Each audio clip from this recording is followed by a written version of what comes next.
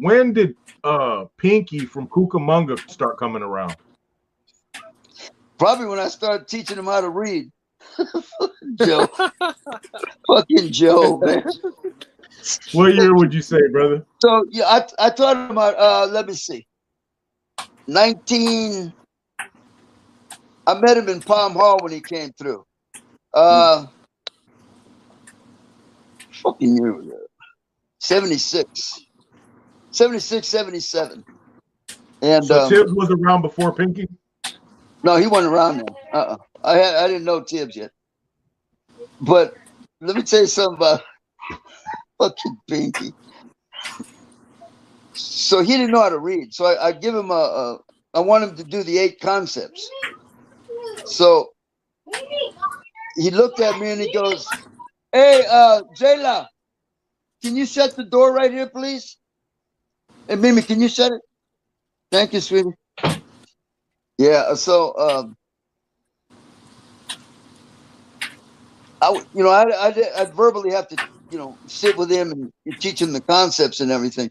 But so when I told him, all right, when you get inside, write them up, what we talked about. So I'm let out every morning on the tier and shit, cups out, coffee. Me and Manzanas would be on that motherfucking tier every goddamn morning. And I go by to get the assignment.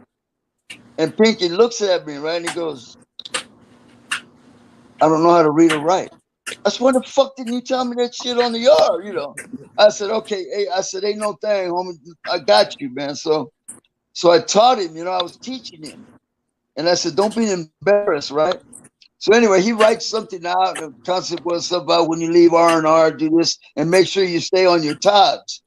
I go, "Todd, stay on your toes, right?" So he's spelling off. Oh, goddamn. So that, I swear to God, I used to yell around the chair, "Hey, Pinky, stay on your tods, boy." That guy.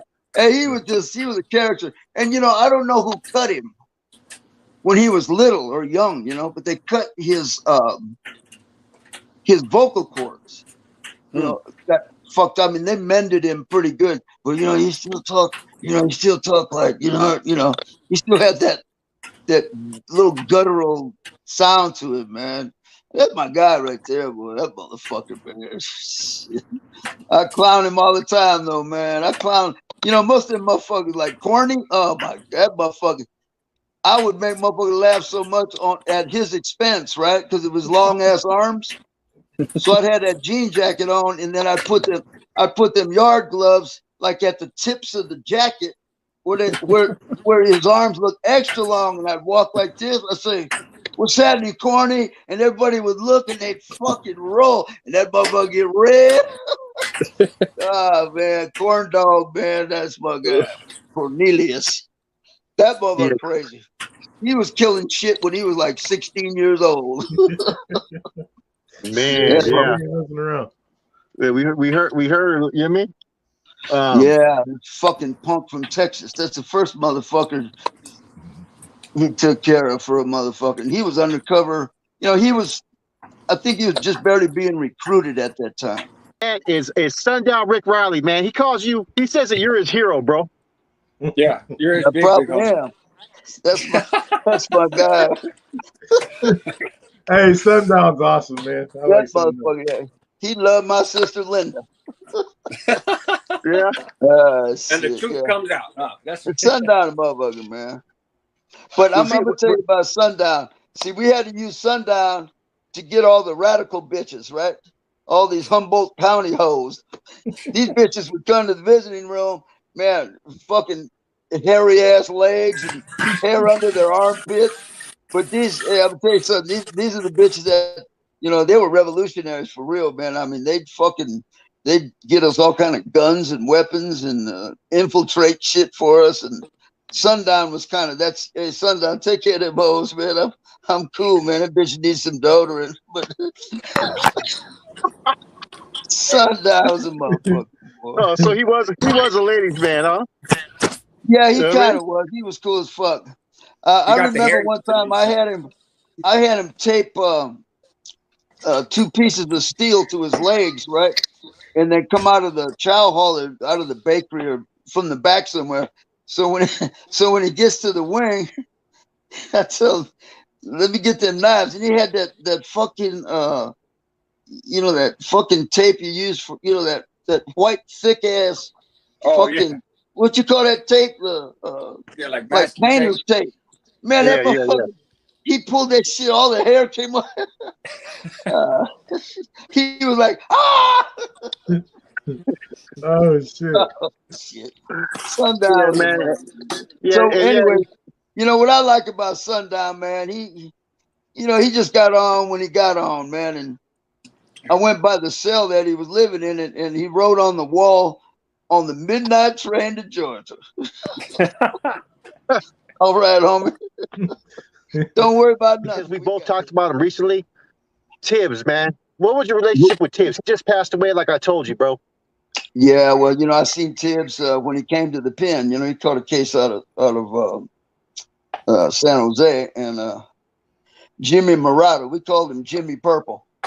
I don't know what the fuck got into him, but he named himself Tiberius one day or something funny shit. What the fuck you talking about? Anyway, that was like a going thing with me and that cat. But I had a lot of love for that dude. I think he came at about 68 or 69, and me and him were cellies in Soledad for a minute, and I think San Quentin maybe later on. I can't really remember, but Tibbs, man, that was a hell of a dude, boy. He was a sharp motherfucker. When we were cellies, matter of fact, in Soledad, we were in the hole in O-wing. And he would sleep on the floor. You ain't got no top and bottom. Usually just one bunk. They took the other bunks out because we cut them motherfuckers off the wall anyway and make fucking knives out of all that shit. But what happened one time was I'm on the bed and he's on the ground asleep or some shit, and he started shaking me. Right, Frank. I said, motherfucker, my name ain't Frank. What the fuck wrong with you? But he would have flashbacks, Vietnam shit or some more. Anyway, but all kind of, there's so many little stories about this guy, man. Hey, a lot of love for all them cats, man. Tibbs, James Murato, Jimmy Murato. I remember Tibbs when he first came to prison. He was a radical kind of guy, very intelligent, and he used to rob banks, and of course he was a murderer. But what I liked about him, what me and him kicked it on, was the bank robberies, because I used to love to rob banks. And what's funny about Tibbs, he used to brag about that he did bank robberies with his daughter. His daughter was like 2 years old, and he would leave her in the car while he ran in and did the bank robbery and come out. And he said, because nobody's going to be looking for a bank robber with a little 2-year-old girl, It actually made kind of sense. That I used to think, man, that's kind of crazy, But he was smart. I like Jimmy. We became friends. We could see that he was potential. I raised my hand for him. Quite a few people raised their hands for him. Everybody liked Tibbs. Tibbs was sharp, man. I remember in Soledad, when he made his bones. He was out there. I was there, and him and Hobo. It was him and Hobo, and I forget the other 2 guys, but they went out to the yards, and they were all on 4 yards, and they got off all at one time. And that might have been the day that Jimmy was getting shot with the shotguns. But they put work in, They went out there on them yards. The Sureños, mainly there were Sureños out there on them yards. A lot of Sureños, and they were not ready for some real NFs to drive up. And Hobo and Tibbs, and I forget who the other 2 guys were that went out. But anyway, so all 4 yards rocked that day. They were getting off. Jimmy got off. Tibbs got off. He was in. That was his bloodletting, and he was in already, but that was his bloodletting. That's when he got his first kill. Yeah, Tibbs was a good dude, man. I got nothing. We'll never have nothing bad to say about Tibbs. When it came time for the peace, he was in charge. Uh, and it was easy to make him and Pinky actually. You know, and that's another one. Pinky is a good guy. He's actually under me when I was a squad leader. Um, these were good guys. These were die-hard brothers, man. They it's like I said in my book. You know, I said in my book when I don't know who's read my book, but that when they told them, "Hey, thanks a lot. See you guys later. Hold these guys in respect, but there's no more." I said then in my book, "Hey, if you guys think these guys are gonna say thank you for your service and we hold you in respect, and that's it, you guys are crazy. There's no way these brothers are gonna lay down. They're gonna go get work in. They're gonna put work in, and now you see what you got. You know, it's taken off. They got 16 yards in the feds. You know." And if you've seen pictures inside there, them guys are spreading like wildfire, you know. And I told that's like I said in my book, you guys are crazy if you think they're gonna just lay down. No, Yeah, they'll not never. a chance. Yeah, you'll never lay down. Not Tibbs. Yeah, you raised your hand for Tibbs, and Yeah. 20